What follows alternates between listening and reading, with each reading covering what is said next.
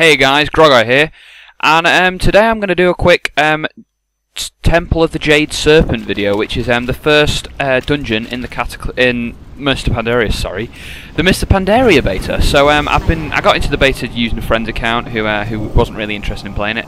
I'm still waiting for my own access so I can play my warrior on the beta servers, but currently I'm playing a fairly undergeared warrior, and I've ran through this dungeon a few times, and here is the boss kills in there. Really, I didn't feel like showing trash. I didn't think it would be very interesting. None of it's very interesting. There's a big fish and there's some crazy Shah things, but nothing too crazy. So this is the first boss. I can't remember the name, but it's basically a water kind of boss. She summons 4 of these kind of elementals from each of the spawning pools around the boss, and then you just tank the elementals, and then once you kill it, black sludge will appear on the floor, and it will spawn 3 adds, which you just AoE down.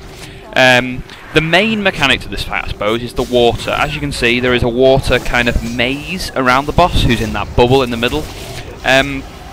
Don't stand in the water, because it ticks like a shitload. It ticks so hard, and if you stand in it, you will die. The first time I was doing this fight, I had no idea. I didn't read through the dungeon journal, I really should have, and the water was fucking me up. I was stood in it like, what's going on, why am I dying? But look, it's hard to see sometimes, but just make sure you're not stood in the water and you should be fine. As you can see, for phase 2 there are like 2 circles, one inner circle, one outer circle, where you've got to jump in between each platform. So that's for phase 2 when you're kind of running around the boss, the inner circle for melee obviously, and the outer circle for ranged. So as you can see, I think we're just killing the 3rd, maybe the 4th ad.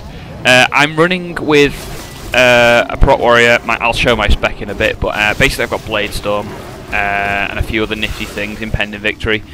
I wanted to try out Blade Storm as a prot warrior. I think it's interesting. I'm not really sure if it's worthwhile, because Cleave at the moment seems really powerful, and because of your low weapon damage, Blade Storm isn't as powerful as it would be for Arms or Fury. So I'm not actually sure if taking it is worth it because you lose Cleave while casting it, as opposed to something like Shockwave, where it's just an instancy, you can keep cleaving like a madman during, while using Shockwave in between. So I think I would choose Shockwave if you're going into the beta, like with these new 100,000 invites, because Shockwave does seem preferable for dungeon AoE. So as you can see, we're just killing off the very last elemental.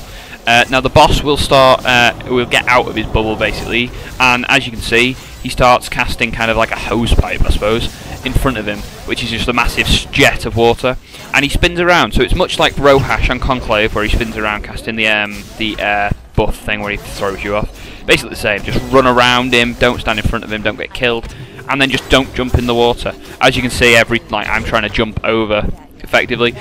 My main advice would be, the boss isn't really going fast, there's no need to to be quick, just take it slow, time your jumps well, try and, not get in the water as much as you can, and just try and stay ahead of him. You see, I'm trying to stay as close to, the opposite side of the stream as I can, just so I've got that much time in case I want to stand still and do a bit of DPS.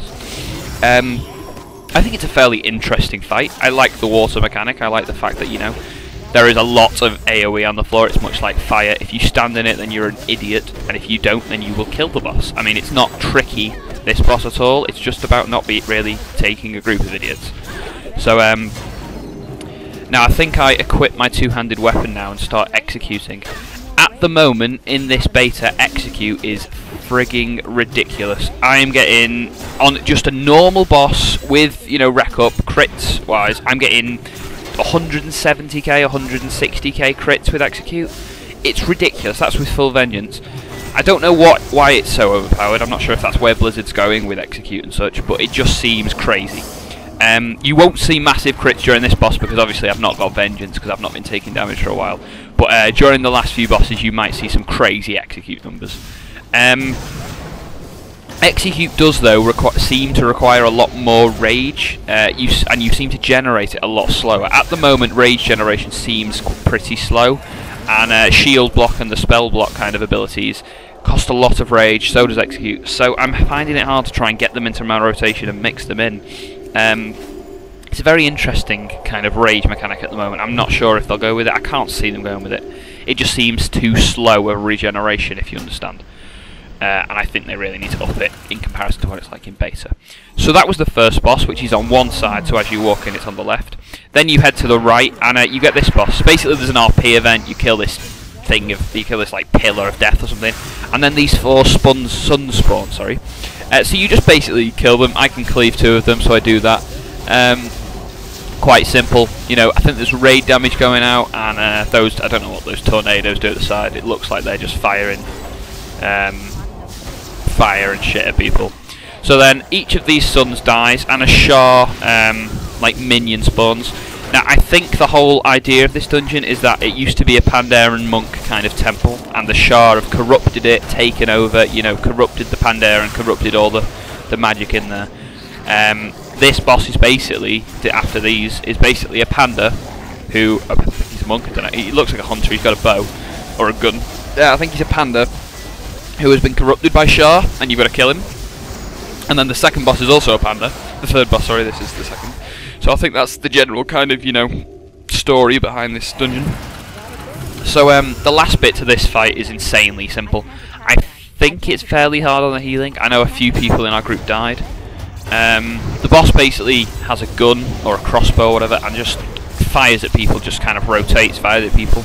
I don't believe he can be tanked, although maybe it was just me being really shit at aggro, I don't know.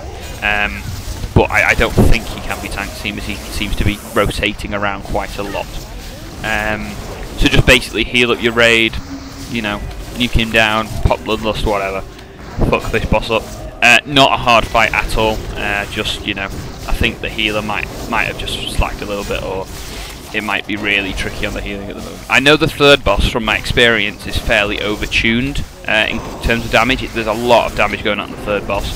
I think we got through it without any deaths, I believe, but I think that was mainly due to my good use of cooldown, kind of, you know, spell block and shield slam and shield block and such, and just things like that. I mean, it's a fairly complex cooldown rotation at the moment, because you've got 6 seconds. If you use shitloads of rage, you can take so little damage for, you know, whenever you want. There's no cooldown on it, so it's really handy having that kind of, you know, cooldown usage. So here's the third boss. This is basically a panda female, something Firestorm or something. In the first phase, she hits you, whenever she hits you with like a 40k hit, I think she leaves a debuff on you that absorbs so much healing. So basically the healer just has to heal you up so that you can take healing and then get you topped before each one. It's handy to use the spell kind of block thing, which is the thing I'm trying to spam now. As you can see, it costs a shitload of rage. And then I think at 70% she goes green, and it does basically the same thing as she did when she was red. I can't see any difference, except it lasts longer, so you get, you know, more kind of waves of fire. I don't think during red fire is left on the floor. I think that's the main difference with green. And then at 30%, I believe, she like disappears, becomes invulnerable, and spawns this big dragon thingy bob. Now this dragon looks insanely cool. I think it's the same model as the Pandaren mount, so that's quite a nice kind of model. I think it looks badass. I mean, look at it, it's green, fucking hell. So basically you just kill that. I mean, you can execute it like I just did, which is for pretty mad deeps. I got quite a bit of loot in this run. There was quite a lot of plate dropping. And that's the third boss, very simple. Just, I mean, I think it's quite tricky on your healer. I think if your healer, you know, is up for it, then you should be fine. Right, the last boss. Now, the last boss is insanely fun. I really like this boss. I also think he looks insanely cool. I think the Shah just look amazing. I think they're one of the best looking, you know, kind of species in World of Warcraft ever. I just think that, oh my god, look at them. Look how cool he looks. He's like a mutated death penguin.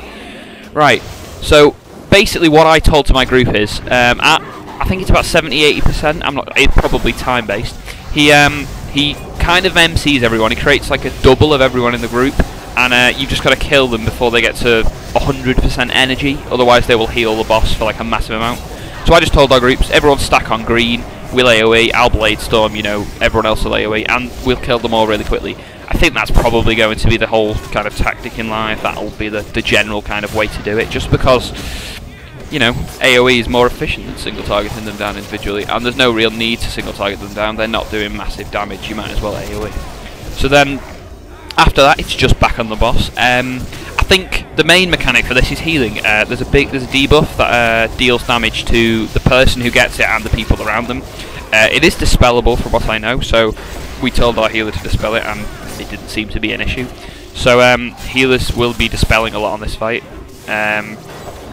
As you can see, then again at about 40, maybe 35, we get another MC phase. It's quite an easy fight. I've wiped a few times on it because the healer didn't know how to dispel, and the debuff just went ticking like a fucking madman. But once you can get past that, and once you've got, you know, if you've got the DPS to AOE those ads down in time, then you'll be absolutely fine. This dungeon does seem fairly easy at the moment. That's obviously probably because most people going into it are, you know, Dragon Soul geared. I'm not, because I'm on a shitty warrior, but most people are. I've ran with people with, you know, Fangs of the Father, with Tarot Goza, with, you know, full heroic Dragon Soul gear, which I would have on my warrior if I could fucking have beta access on that account. But, you know, I think as Blackrock Caverns was, this will be a very easy dungeon for people to just run on the first day. And that's Temple of the Jade Serpent. Quick run through. Grogar, please follow, subscribe and such for more beta content, which I'll be bringing out, you know, fairly regularly. I hope to be leveling this warrior, and then when I get my own beta access, I will be leveling my warrior very quickly. So thank you very much, and I will see you soon.